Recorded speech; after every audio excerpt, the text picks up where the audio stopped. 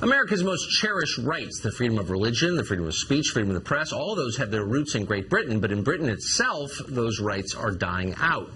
Tommy Robinson is a journalist and a political activist there. One of Robinson's chief causes is raising awareness about sexual abuse, grooming, and rape committed in his country by immigrants, mostly from the Islamic world.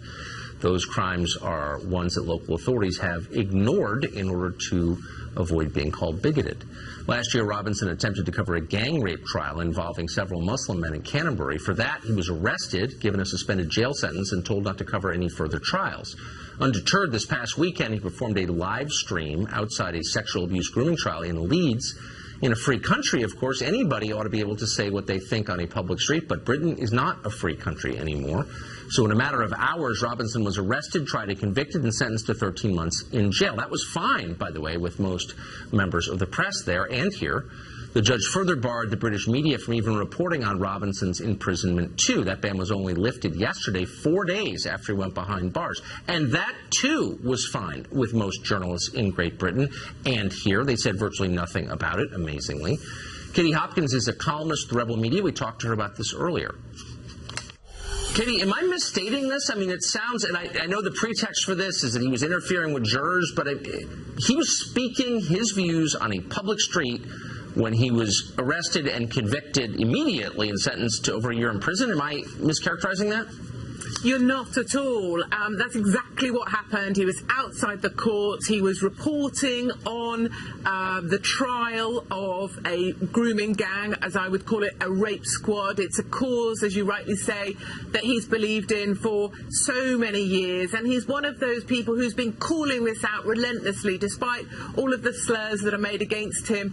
And yet, within 5 hours, he was arrested, he was tried, and he was sent to prison for 13 months, and none of us were allowed to talk about it, write about it, mention it, because there was also a ban on any of the media speaking about it. Well, that's the part I don't understand. These are very dark times in the UK. It's a very curious feeling in this country at the moment, and I would say the country is on a knife edge. There is a real sense now that we are against our own government, that the establishment is working against us, and in order to cleanse voices it doesn't like, it will put them inside for as long as it needs to shut them up. That's horrifying. I don't know, I'll be honest, anything really about Tommy Robinson. I don't care. I don't know what he believed. Doesn't matter. He was saying what he thinks in public. Take that, Tucker. I don't know Tommy either. I'm not a colleague of his. I'm not. I don't work with him. Many people say he's an idiot, and in some ways I concur. So what? He's been told not to report at these trials, and yet he's still there reporting. He didn't go with his lawyer or solicitor. You know, he knew he was going to get into trouble. But then I say to myself, even if you don't like the guy, even if you don't know the guy, surely there's some fundamental principles like, yes, where was the swift justice for the victims of the grooming gangs? Where was the swift justice for the 11-year-old that was raped? If we can get Tommy in prison within 5 hours, where was the swift justice for these men? And where was the swift justice for the victims?